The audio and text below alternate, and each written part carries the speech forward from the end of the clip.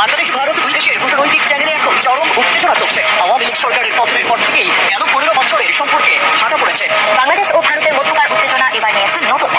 ভারতের সেনাবাহিনীকে দৌড়ের উপর রাখবে বাংলাদেশ সেনাবাহিনী। বাংলাদেশের সামরিক বাহিনীকে প্রশিক্ষণ তো দিবে, তার সাথে সেনা সদস্য পাঠাচ্ছে পাকিস্তান। পাকিস্তানের সেনাপ্রধান এবং বাংলাদেশের সেনাপ্রধানের মধ্যে একটি সামরিক ডিল হয়েছে, আর এতে করে কান্নাকাটি শুরু হয়ে গেছে ভারতের। ভারত বাংলাদেশের পরিবহন ব্যবস্থাকে স্থবির করার স্বপ্ন দেখছে। বিস্তারিত জানতে পুরো ভিডিওটি মনোযোগ সহকারে দেখতে থাকুন। শত্রুদের ঘুম কেড়ে নেবে বাংলাদেশের মিসাইল। ভাবছেন বাংলাদেশ কোথা থেকে পেল এত শক্তিশালী মিসাইল? আঞ্চলিক প্রতিরক্ষার দিক বিবেচনা করে কতটা শক্তিশালী এই মিসাইল?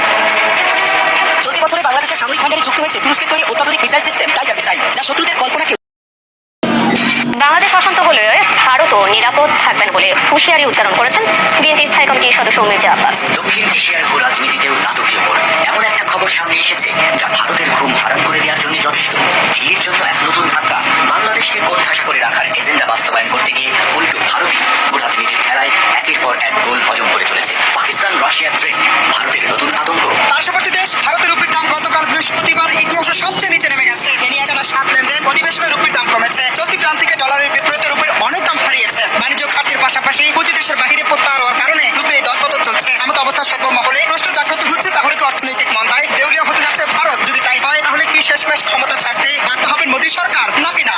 এবার বাংলাদেশ সিরিয়ার পর ভারতের প্রধানমন্ত্রী নরেন্দ্র মোদীর কাউন্টডাউন শুরু। মোদী প্রশাসনের উপর ফুঁসে ফেঁপে উঠেছে খুদ ভারতীয়রা। মোদী হাঁটান দেশ বাঁচান স্লোগানে মুখর ভারতের দিল্লি। সাধারণ ব্যবসায়ী, কৃষক থেকে শুরু করে সাধারণ জনতা সবাই ক্ষোভ প্রকাশ করছেন মোদী সরকারের কর্মকাণ্ডে।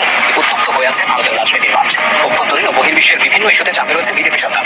এমন চাপের মধ্যেই চোর উপাধি পেলেন ভারতের প্রধানমন্ত্রী নরেন্দ্র মোদী। লোকসভা নির্বাচন ও আদালত দুর্নীতি প্রকাশ্যে আসার পর থেকে ভালো সময় যাচ্ছেন নরেন্দ্র মোদী। নানামুখী সংকট ঘিরে ধরেছে ভারতের প্রধানমন্ত্রীকে।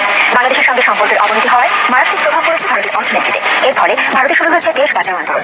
এমন পরিস্থিতিতে কোন দিকে যাবেন মোদী? আমরা চেষ্টা করছি আমাদের অপারেশনের সক্ষমতা আরো বৃদ্ধি করে এবং সর্বক্ষেত্রে স্বনির্ভরশীলতা অর্জনের মাধ্যমে বিমান বাহিনীকে সামনের দিকে এগিয়ে নিয়ে যেতে। বাংলার আকাশ পাহারায় চীনের যুদ্ধ বিমান আসছে। চীনের যুদ্ধ বিমান বাংলাদেশে আসছে আর ভয়ে থরথর করে কাঁপছে ভারত। এতে করে ভারতের বুকটা ফাইটে যাচ্ছে।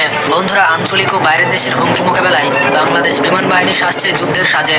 বাংলাদেশ বিমান বাহিনীর প্রধান জানিয়েছেন, যে কোনো ধরনের হুমকি ঠেকাতে বাংলাদেশ বিমান বাহিনী প্রস্তুত। তিনি ইঙ্গিত দিয়েছেন বাংলাদেশ নতুন যুদ্ধ বিমান ক্রয় করতে যাচ্ছে। এরই মধ্যে বেশ কয়েকটি মাধ্যমে বেশ কয়েকটি যুদ্ধ বিমানের নাম শোনা গেছে। এইসব রিপোর্ট থেকে জানা যাচ্ছে বাংলাদেশ বিমান বাহিনী এই সকল বিমান কিনতে পারে। এই তালিকায় সবার আগে উঠে আসছে আকাশে দাপট দেখার। সূত্রে জানা গেছে পাকিস্তানের সেনাবাহিনী খুব শিগগিরই বাংলাদেশের সেনাবাহিনীকে প্রশিক্ষণ দেওয়ার জন্য বাংলাদেশে প্রবেশ করবে। এই খবরে নয়াদিল্লির রাজনৈতিক মহলে তোলপাড় সৃষ্টি হয়েছে। এবার ধরা খেল হাসিনার যাবতীয় অপকর্মের সমর্থনকারী মদখোর নারী লিপ্স দুর্নীতিবাজ রাষ্ট্রপতি আব্দুল হামিদ। 20 কোটি টাকা ব্যয়ে বঙ্গভবনে নির্মাণ করেছিলেন সুইমিং পুল ও একান্ত সময় কাটানোর জন্য গোপন কক্ষ। বিতর্কিত মডেল ও নায়িকাদের দিয়ে বঙ্গভবনের রীতিমতো জর্ষাঘরে পরিণত করেছিলেন আব্দুল হামিদ। ভারতের সাথে বাংলাদেশের বৈরিতা বাড়ছেই। দুই দেশই কেউ কাউকে এক বিন্দু ছাড় দিতে নারাজ।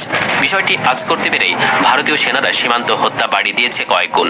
এমত অবস্থায় ভারতীয় সেনাদের কিভাবে রুখে দেওয়া যায় সেটি সবচেয়ে বড় চ্যালেঞ্জ হয়ে দেখা দিয়েছে বিজেপির সামনে। জানা গেছে ভারতকে সাহায্য করতে পাকিস্তানের সহায়তা নিচ্ছে বাংলাদেশ। বাংলাদেশ সেনাবাহিনীকে আন্তর্জাতিক মানের প্রশিক্ষণ দিতে বাংলাদেশে আসছে পাক সেনাবাহিনীর চৌকস একটি দল। তাছাড়া পাকিস্তানের সাথে বাংলাদেশের অস্ত্র চুক্তি তো থাকছেই। আর এই খবরে রাতের ঘুম উড়ে গেছে নরেন্দ্র মোদীর। ঠিক কি উদ্দেশ্যে বাংলাদেশে আসছে পাক সেনারা, চলুন বিস্তারিত জেনে নেওয়া যাক। বাংলাদেশের সঙ্গে ভারতের সম্পর্কে চলছে টানাপড়েন।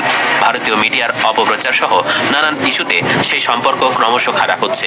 কড়া বার্তা যেমন ওপার থেকে আসছে, পাল্টা জবাব যাচ্ছে এপার থেকেও।